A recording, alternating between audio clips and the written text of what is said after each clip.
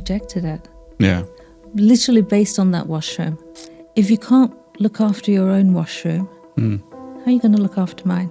You're being paid to do a job, not to be liked. Nobody ever wants to work in housekeeping. It's not a career of choice. I mean, to be truthful, and I might upset a few of my friends, is you don't actually need chemicals.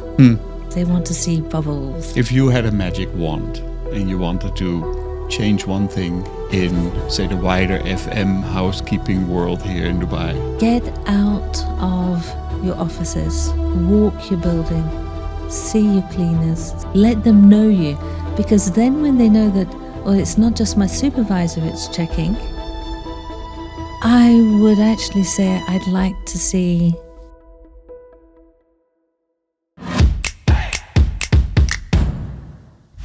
Welcome, Andrea. It's Thank a you. pleasure to have you with me today. You've been here for about 40 years, I believe. Correct. Right? Yeah. And you've always worked from within the luxury hotel business and facility management. Yes. And now you're basically working on your own, looking from the outside into that same industry. When you look at it, what's sort of like different for you now? I think the main thing for me that is different now is I feel isolation. Okay. I miss it. I miss what is today's problem? Yeah. What is the issue for today? Because in FM, you have multiple day in, day out. And I actually miss that. Whereas, and having a team around you, the support, even to a certain extent, dare I say, I miss the office politics. Yeah. As I say, you're just very isolated. Yeah. And it's only then when you can actually work for someone do you actually get that interaction. Yeah. So yeah, that's, I would sort of say, for me at the moment is more the isolation that I'm working with. Yeah. And when you walk into now say a client's business, do you walk into that business and start immediately registering? It's this is not working. That's not absolutely, absolutely. And it's not necessarily walking into a client's business. It's something that doesn't switch off, unfortunately. Yeah. So, I mean, I've got a problem that if I go into, let's say, for instance, Dubai Hills Mall. So I've worked on that particular contract with 2 different FM companies. But I have to fight the resistance as I walk down the corridor. I'm going to use the ladies, but to actually reach up and just run my finger over the top of a picture frame. Yeah. It's like, you don't work here anymore, hands down. And so it's something, it doesn't switch off. You look at it, it's all how a building makes you feel. Yeah. And is that based on a deep conviction in that FM housekeeping is all based on standards, on how it's being done? Yes. I mean, I've notoriously, I was headhunted at one stage when I was still, I think this was early 2015, was headhunted. And I went to the client's head office, and the first thing you do, if you go to a restaurant, you go to you base what quality of food are you going to get by how the washrooms are. And so for me, before I actually went into the office, I used their washroom, and it was 4 or 5 different coloured cloths. There was a washroom attendant, and she was on her mobile phone, didn't bother, looked up and went back, and not, somebody's here, I should be looking busy or doing something. I looked at, in the corner was the tools and the, the mops, the buckets, and, things that were being used, Yeah. how they were stored, as I say, multicolored, poor condition. And it was a wonderful position. And I rejected it. Yeah. Literally based on that washroom. Okay. And, when I actually explained that to the CEO, he was... Didn't understand it. He did, because I pulled out my phone and I had this habit that I would take a photograph as evidence. Yeah. And you use it in training to say, this is wrong, this is right. Yeah. And so I'd taken a picture of the multicolored different cloths, and obviously not of the female attendant. But I said the same thing. If I was a potential client wanting to come into your office and negotiate, and you're going to look at I'm going to give you my business. If you can't look after your own washroom, how are you going to look after mine? Yeah. And it was an eye opener, shall we say? Yeah. And it's just that's my standard. Yeah. And no, it was more money, but it was still no. You could see that there were too many things that needed to be fixed. Do you think that if, and obviously drawing upon your own personal experience inside all these companies as well, that housekeeping, in order to guarantee consistency, I guess, across all these different functions, it is really a standard-based environment? It's that consistency. It's day in, day out. Again, if I have a look at when I first started in housekeeping, it was in London. I was 18 years old, and I was a floor supervisor, 5-star hotel, and I'd been given the 4th floor was my responsibility. So it was roughly 80 to 90 rooms. I had 6-7 room attendants, but the 4th floor was mine. So that was my standard. Yeah. And you'd have your days off, and there was always a reliever housekeeper. She would do the 4th floor on my days off, 6th floor on somebody else's. And she would always complain about my floor and my staff. And I'd say, but my staff are great. She said, no, they always keep doing things wrong, and, there's always something missing, or you've got to go back and correct them. And I had this one female room attendant, Maria, and I have to sort of say, she made me what I am today, in the sense that Maria would have been around mid to late 30s, and of all of them, she was the best of the 6 or the 7 room attendants. But every room, there would be a small thing that was wrong. She'd leave a duster on a TV. She would not have cleaned the inside of a drawer. She would have left a towel hanging over the side of the bathtub.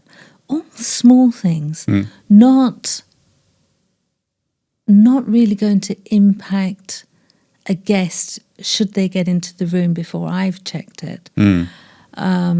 Departure rooms, in the past I've caught that she would take the used towels, stretch them, fold them nicely, put them up. Was checking to see, am I going to notice that fresh clean towels have not been sort of placed, or will not change the sheets and make it look nice.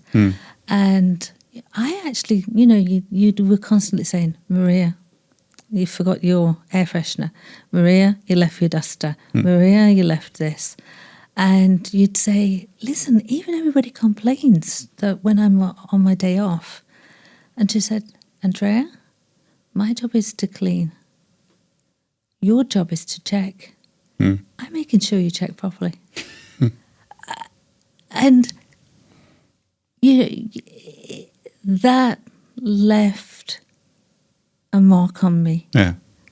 And if I could go back now in time and find her, Yeah.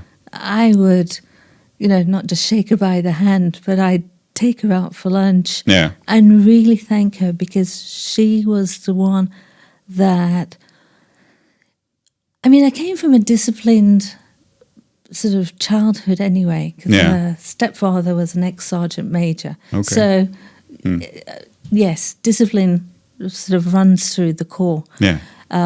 But it was Maria who made me, I knew that I had to check everything perfectly in her rooms. Yeah. And had she told the others? So, do I take a shortcut and check her rooms properly? And the others say, okay, they look fine. Because perhaps she's told them the same. Yeah. And they're looking to see, where can I cut a corner? Yeah. If I don't have to bend down and clean a skirting board because it's not going to get checked, Yeah. why You should I let do it it? be. Yeah. And as I sort of said, it's Maria that had that biggest impact on me. Do you see that as the biggest challenge for large facility management organizations, to have that level of checking quality, getting consistency across the different cleaners, etc.? I think it's sort of a bit of twofold. Obviously, I didn't live in an accommodation with Maria. No. So as a supervisor, I could actually do my role perfectly. But then I wouldn't be travelling on a staff bus with her back to the accommodation. And it's slightly different here in that I see that supervisors want to be Friends, popular, not create an issue. Because obviously it's not just the 12 hours that you're at work, it's the other 12 hours in the accommodation. And it's that. I think for the consistency, it's also looking at you have your supervisors and they've been promoted, but they've been given the skills because of their competency levels or their technical levels, but don't have the supervisory management skills. So they're not great at corrective coaching, giving feedback, pulling somebody up and saying, this is wrong. It's, if I upset him, you probably know that there's 20 other people that you're going to upset. And I learned that, back in 87, when I would reprimand one of my supervisors and his brother didn't speak to me for a month. I was like, not my problem. I can deal with that. And I think it's having an attitude. You're being paid to do a job, not to be liked. If you're liked afterwards, that's the bonus. And if you're not liked, you're not liked because you are strict, not mean, not showing favoritism, but you're not liked because you are strict and people won't get away with shortcuts, shall we say. It is a little bit an issue that is there. You promote the people that are good at their job and not necessarily have the skill set to start leading or managing a group of people. Absolutely. And I faced that again at an early stage. We were 5-6 floor supervisors. We were very social. We went out socially. We had events, and there was 5 of us. And it was a couple of years later, and I got the promotion. And not my 4 colleagues. Now,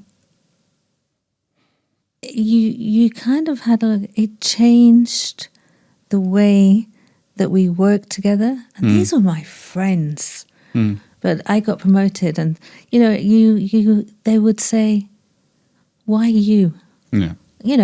I've checked your rooms, and I've said, "Really? If you've looked at," I said, "I've got Maria.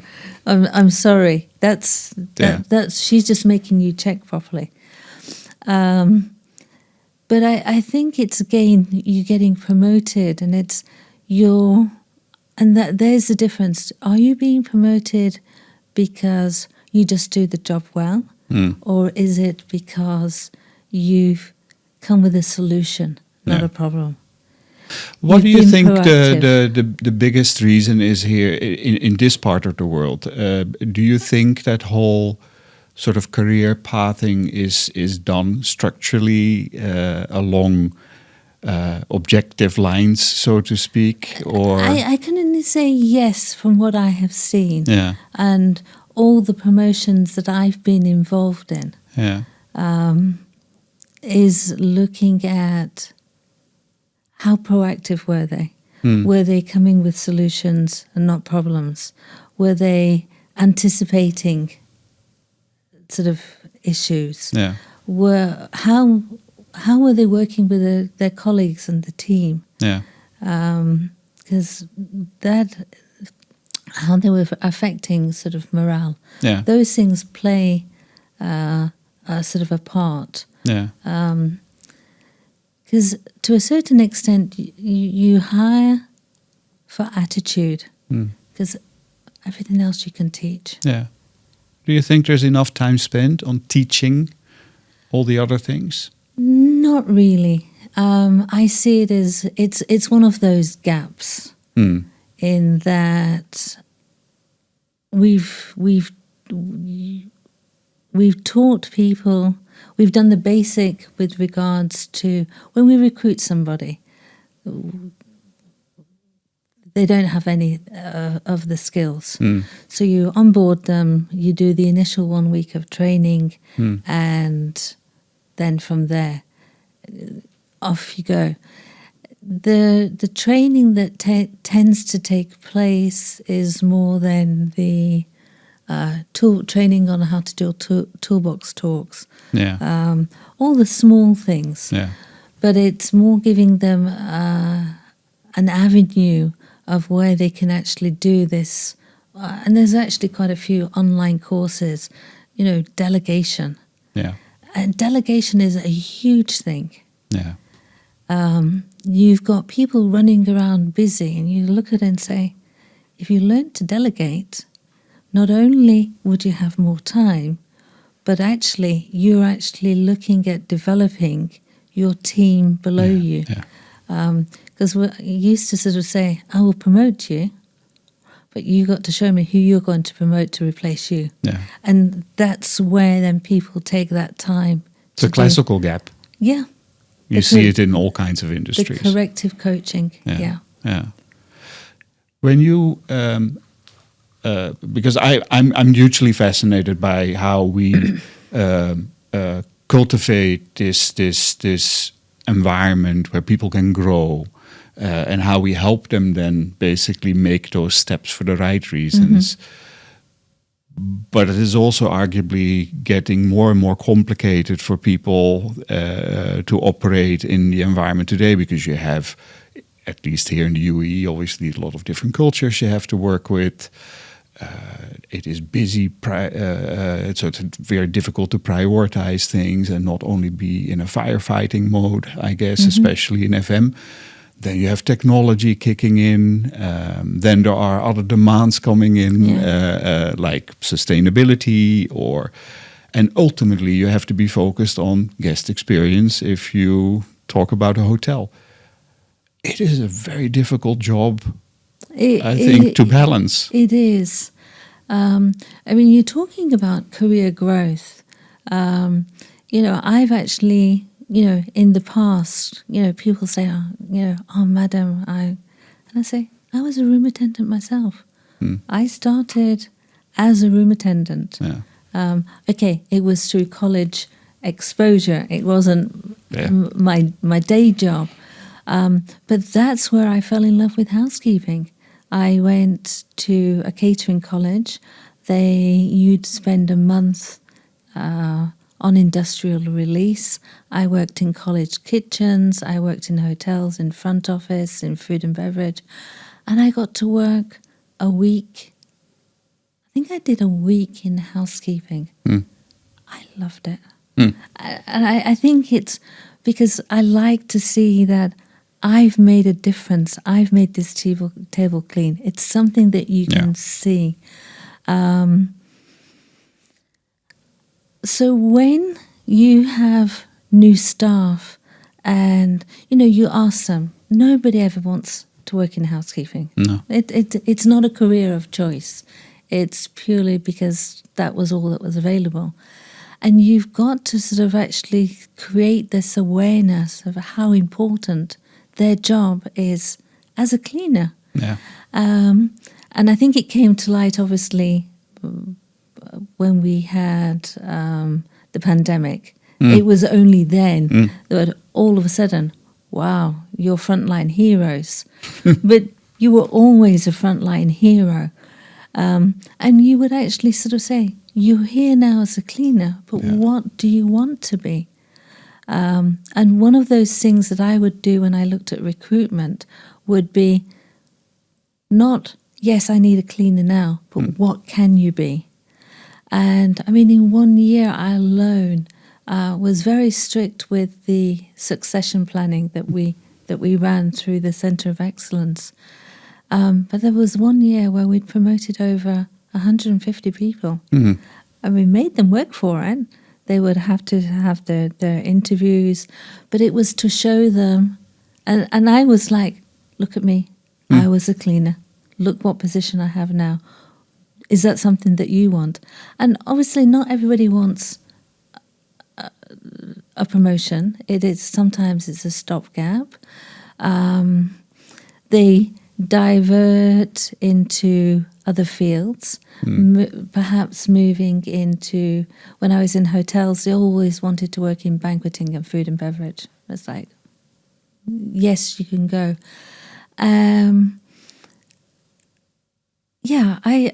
I've got so many people that I've worked with in the past, and they will tell you very much, I'm somebody's Maria. Yeah, I've got to admit, I feel that I'm somebody's Maria. Yeah. They're now on the client side. Yeah. And we'll sort of say, yeah, I know how hard you pushed me. I know what you made me do.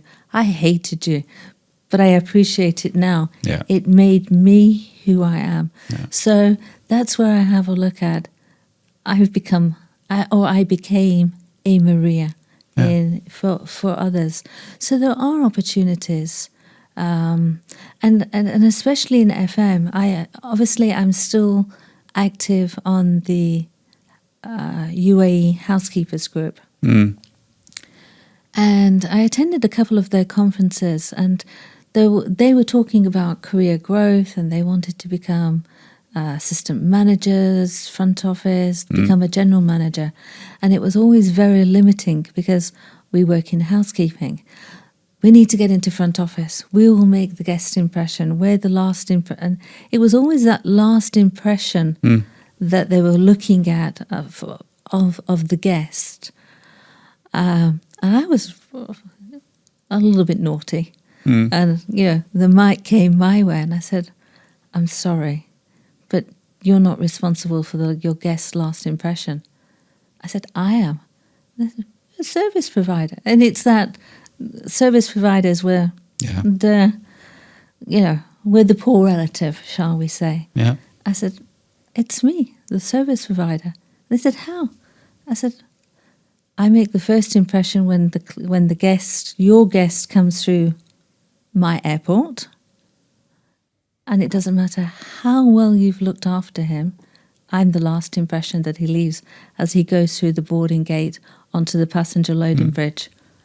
And they looked at me as to say, and I was always saying, look at facilities management, because you're very much one-dimensional when you're looking at a hotel.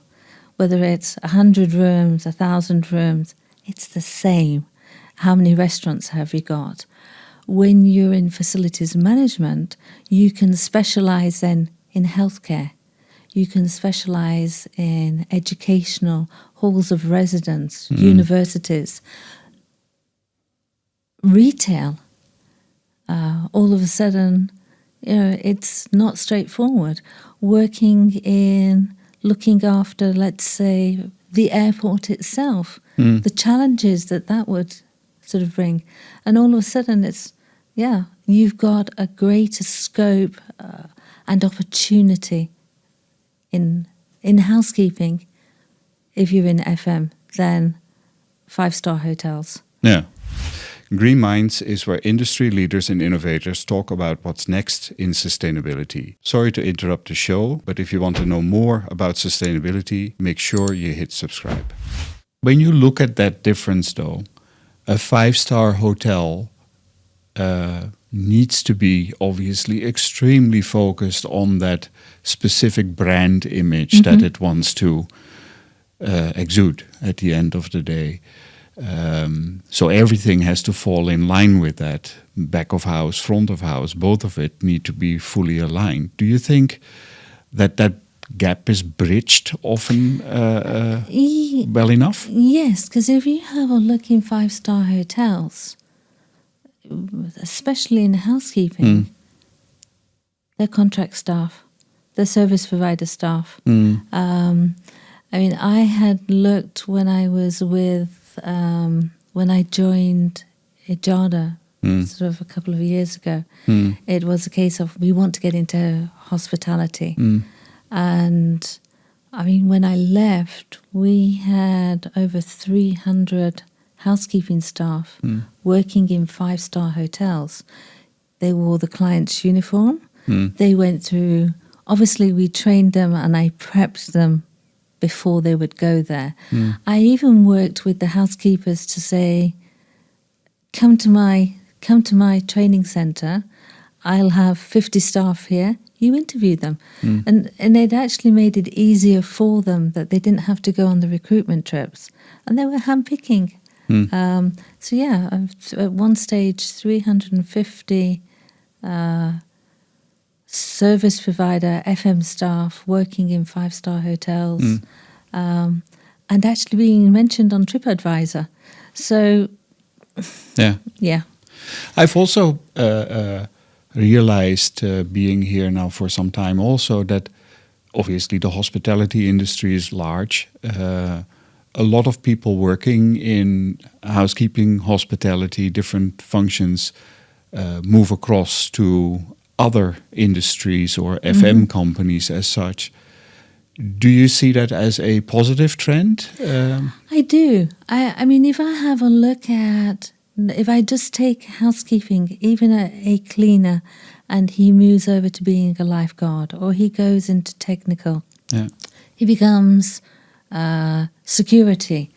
All of a sudden, when somebody's walking down a corridor, they've still got that hospitality sort of mindset, in that will not look at a piece of paper on the floor and say, housekeeping will come along later.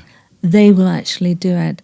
And so it builds that everyone's working to that particular goal. I met somebody at an event recently, and I'd actually hired and trained as a concierge. And so I had 300 plus concierge. Majority of them came from cleaners, but it was doing quizzes every day. What's happening? And I would tell them that the role of the concierge, they were the walking, living Google, and that they had to tell me what was happening in town, where, when, why, and how much was it going to cost. Because otherwise, you could be replaced by an iPad on a reception desk. And it was all those things that they were looking at. And, healthy competition between clusters and who knew more. Yeah. And this person is working for a computer company and seems to be doing sort of very well. It was, I got my foundation from you. Yeah. So now, when you again look at the current environment where technology is obviously getting more and more prominence, and now with AI coming along, it gives us a wealth of additional opportunity to improve on efficiencies. What is sort of for you the embodiment of a super efficient housekeeping environment? Are there any limitations to it? I think when you're looking at being efficient, or you're looking at, people will move away from the things that need to be cleaned. They will they will clean the things that are visible. Yeah. Whereas the back of house, so your standards drop there. I know, I've seen. The focus tends to be, if you're looking at being efficient, is how much more can you clean, but at what cost? And it's the back of house, the things that are not visible. So yes, it may look clean, but run your hands down the chair leg. They're dusty. The skirting board, a blind, and as I say, one day is fine. You could probably get away with it for a week, but when you want to, it becomes the norm and the habit, and that's when things sort of drop. With regards to technology, we've got a lot of technology now, sort of in FM, where I would sort of say it could be used more or made better is what we're monitoring. So we've got dashboards, and they're great. They're telling us everything that's happened. I would say I'd want it to tell me. It should be telling me what's going to happen in the future, to give me that picture. So an example, I'd like to see dashboards of comparison across sites. So at the moment, you've got dashboards that are measuring SLAs, they're measuring work orders, how many hours you've worked. So they're measuring task. It's not actually measuring the end product. Is it actually clean? It's the impact. Yeah. Whereas I would actually want sort of to see, if I have 4 sites and they're equally the same with the amount of staff, the area to cover, I'd like to sort of see that the technology is actually saying this particular site is performing better because it's used X amount of water. This one has used more chemicals. This other one has used more sort of supplies, but the footfall's the same. All of those conditions are similar. So what is happening and that's where I would actually like to sort of see better measurement of to improve efficiency, then technology would actually help in that sense. It's interesting that you're saying that, because my personal opinion is that technology is a phenomenally good tool set to use, but it's almost like you're buying a Ferrari, and if you don't know how to drive it, if you don't know how to drive it, exactly, and what use is going to happen then? I mean, I can use that same analogy of when I was looking after transport. So you're fitting all your vehicles and buses with telematics. So it can tell me who's the best driver, how fast are they going, what shortcuts. You would then have a look at reducing your costs. If I'm based in Abu Dhabi, why is it being driven around in Ajman at the weekend? all of those things. But if nobody's actually looking at yes, I've got great sort of dashboards, but it's things like that. Using the I've used that where a client always told me, "Oh, your buses are always late." For my telematics, and I just pulled up. Here's the last week of telematics. This is what time the bus was on the site every single day, and what time they left.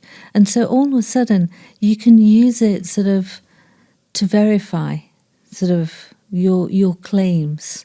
And I think that's what a lot more clients are actually wanting to see. They want things to be verified. Yeah, and I think it is actually a very positive development because in some of the things that we are obviously as a company doing, we are still confronted a lot with people that give me a before and after picture. But those don't tell you much. No, if you don't measure stuff, then... They don't. And in the past, when we've completed an audit report and we send it out sort of to the site teams, and they come back with the after pictures, and I say, hold on one second. I'm not interested in this. Have you actually analysed why that has been repeated? Because to a certain extent, I could sit here next week, print the same report, just change the dates and the same thing. So it's actually looking at why is it happening? What's a solution? When you sort of translate this into the very big topic of sustainability, I mean, it's always perceived as being an expensive proposition at the end of the day to start using environmentally friendly chemicals, for example. The immediate conviction is that it's more expensive than what we're using today. It's more expensive and it doesn't work. Yeah. But is that true? Not really. I mean, to be truthful, and I might upset a few of my friends, is you don't actually need chemicals. You clean with water and a microfiber cloth. The microfiber cloth, if you buy a quality one, you look after it properly, you can get up to 5,000 washes from the quality ones. You clean with water. You don't need... But obviously, people like to have a fragrance. They want to see bubbles. They want, it cleans better. I mean, the amount of clients that I've seen that everything must smell of Dettol. And you think, okay, we'll do what you want but it's not really making the difference that you think that it is. No, the human brain is fooled quite easily. I mean... A room may smell very bad when you walk in, but with a little adjustment, you can do wonders. That's the thing. If you have a look at... I mean, you asked earlier, what are my first impressions? Is how does the building make you feel? And then the next one is how does it smell? If there's a heavy fragrance of air freshener, you know that they're hiding something. And obviously, on the other side, if it smells bad, you know that they've got a drain problems or something like that. And so, I mean, this sustainability, it's always deemed as more expensive and it doesn't work, but that's a myth. What are the practical things that you believe any housekeeping team of size can actually attack and contribute quite substantially? The quickest and the easiest one is if you have a look at, and it's working with the procurement department, who for some reason sometimes have the say on what product is purchased as a chemical. And they say, well, this product is 100 dirhams, this product is 200 dirhams, we're buying this one. And you're saying, it doesn't work, but at the same time, what's the dilution rate? And that's when you have to have a look at it. It's educating everybody to have a look at, not is the cost of the unit cost of the product, but what is its cost with the correct dilution, cost in use. Yeah. That's the biggest thing, is the cost in use. The next is also looking at, are you using a dosing system? Or is it that I like more more bubbles, I'm going to put more in. Yeah. And that's pure profit that's going down the drain. Yeah. And it's actually then extra work because it's excessive chemicals. You have to use more water to get rid of the residue. You get sticky floors, so you've got to wash them again. It doesn't work. But again, you still see... I mean, I can understand in a smaller site, a dosing system might not work. It might be too big for one small building. But there would be ways around it. Yeah. So I would actually say, if I was working housekeeping, and that's where I'm sort of say, where am I going to make the initial savings? Is not even initial savings. It's more having this, a sustainability head mindset. Yeah. Is to sort of say, that's where I would reduce. Do you think that the middle managers need to take up that challenge a little bit more? Absolutely. Do you think it's happening enough? No. Why is that? I'm going to say to a certain extent it's probably education, not been exposed to it. I'm a technical engineer. I'm a facilities management. I've got a housekeeping team to deal with that. Yeah. It's not really fully understanding the role of where the costs are going. Yeah. And again, it goes back to showing, we talked about IT and technology, and that technology actually showing not this is how much this site costs this month, but specifically where did it go and why. Yeah. I mean, we find that when a company is bidding to win a contract, they'll work out, well, we think it has to be X amount per square meters. That's not happening in housekeeping. We just keep giving you the chemicals and say, make it shine. Yeah. If you had a magic wand and you wanted to change one thing in, say, the wider FM housekeeping world here in Dubai, what do you think should be top on the agenda of leadership? Oh, with leadership. I would actually say I'd like to see managers have more visibility. In what way?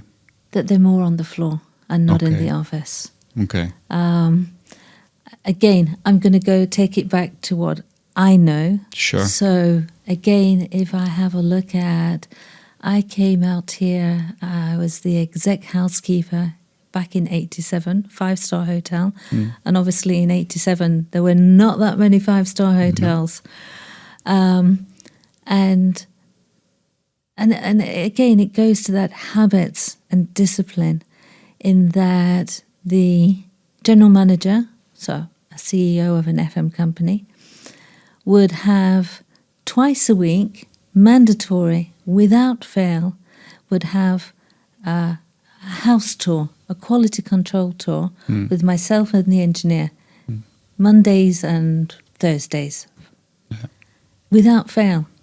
And his PA would be with us, and we might walk through the plant room, we might go through the laundry, through the kitchen, through the corridors, through the restaurants.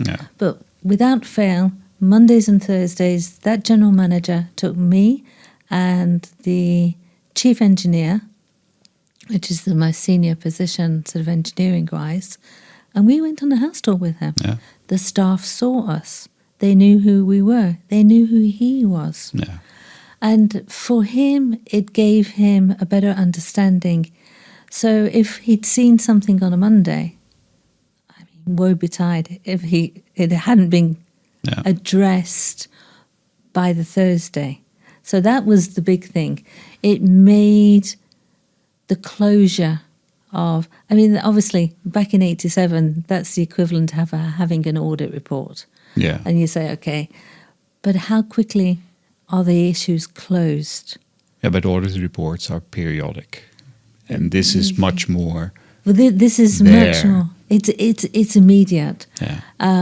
And again, it was a case of, so you saw something different. So you were constantly making sure that the hotel, front and back, was pristine. Yeah. To the extent that one month, he held the guest cocktail party. So we're going back 87. There was nothing happening in those days. And the hotel would have a monthly guest cocktail party just to give them something to do. 1 month, he actually held it in the plant room. Okay. It was amazing. Yeah. And you could. I mean, I'm sure he would hold the next one in the laundry, because if you care for the property and you look after it and you're constantly following up, closing sort of issues, that's where your sort of standards come from. Yeah. So I would actually sort of say, get out of your offices, walk your building, see your cleaners, see your technicians,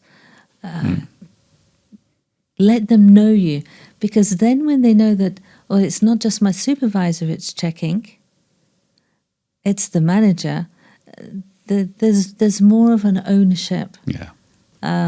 So I think that's what I would do. It's managers to be more visible actually on the site and not in their office behind a computer screen. Yeah.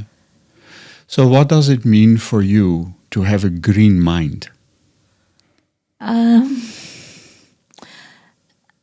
So a green mind, it is not, I think when you talk about a green mind, you would sort of say it's to do with sustainability or green products that are eco-friendly. Yeah. I think it's looking at what impact do I have now?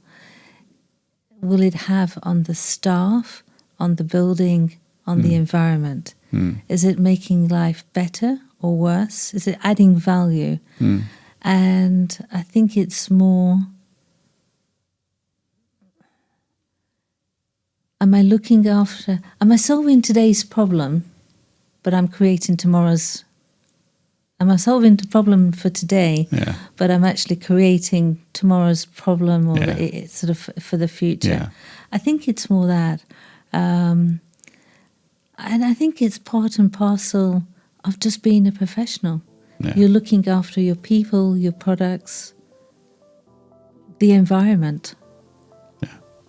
Andrea, thank you very much for this conversation. Thank you. Don't miss the next big conversation about sustainability. Hit subscribe.